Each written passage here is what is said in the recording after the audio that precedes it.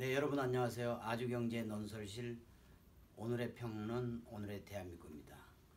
오늘 아주경제 오피니언 페이지 생각하는 힘은 무슨 내용을 담고 있을까요? 먼저 김영익 서강대 경제학부 교수께서 쓴 칼럼입니다. 김영익 칼럼. 미 달러 가치 하락 추세에서 일시적 상승했다.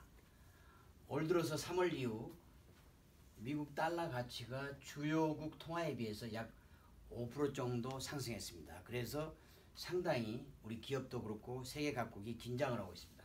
그렇지만 김 교수께서는 달러 가치를 결정하는 주요 요인을 분석해 보면 장기적으로는 달러 가치가 2017년부터 작년부터죠.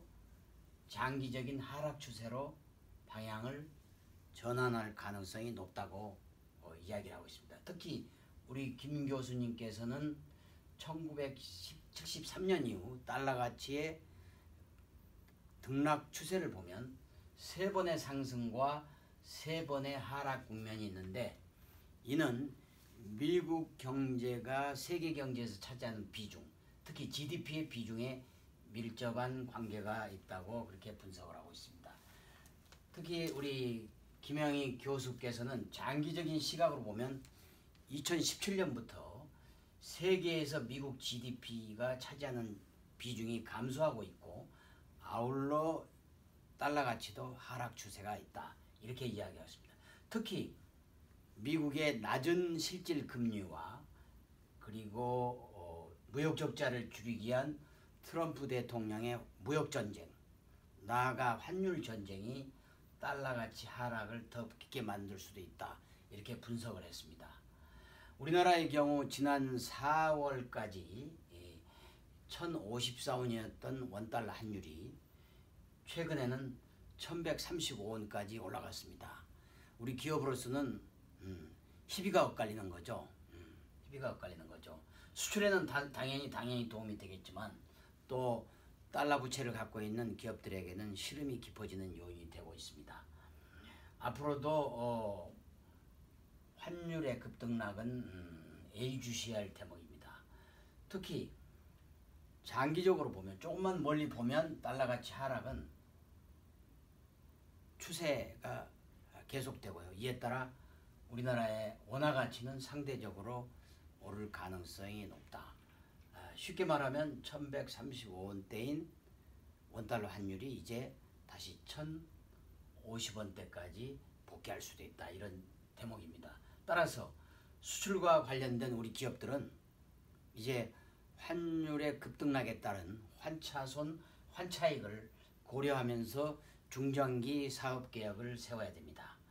금융시장에 참여하고 있는 공기업, 기업, 또 우리 한국은행은 물론 금융기관들도 달러 자산 비중을 낮출 필요가 있다고 김영익 교수는 마지막으로 진단을 하고 있습니다.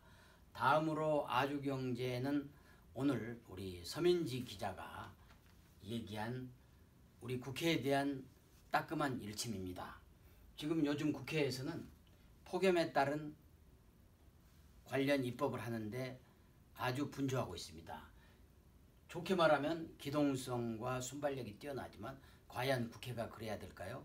서민 기자의 분석에 따르면 지난 2016년 폭염 당시에도 우리 국회는 약 폭염 관련 입법, 특히 이번과 같은 전기세, 한시적 인하와 같은 입법을 약 20여 개나 발의를 했습니다. 그렇지만 지금 2년이 지난 지금까지 상임위에서 낮잠을 자고 있습니다.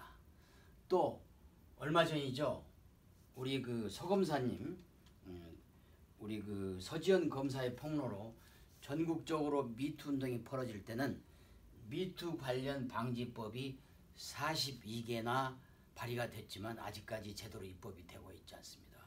과연 국회의원들이 이렇게 기동성과 순발력으로 대응해야 될 사안인가요? 입법은 국가의 100년 대계와 관련된 중체에 대한 사안입니다. 제발 입법은 국가의 100년 대계와 역사성, 민족에 대한 투철한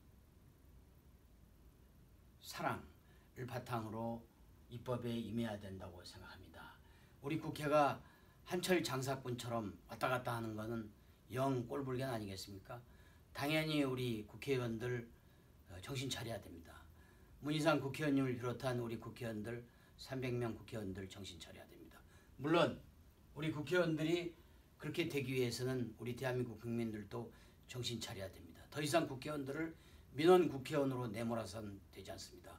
우리 국회의원들이 국가의 백년대계를 위해서 입법을 위해서 공부하고 노력하는 국회의원으로 우리 국민들이 유도하고 지지해 줄 때 대한민국 정치의 미래는 있다고 생각합니다. 여러분, 지금까지 아주경제 논설실 오늘의 평론 오늘의 대한민국이었습니다. 감사합니다.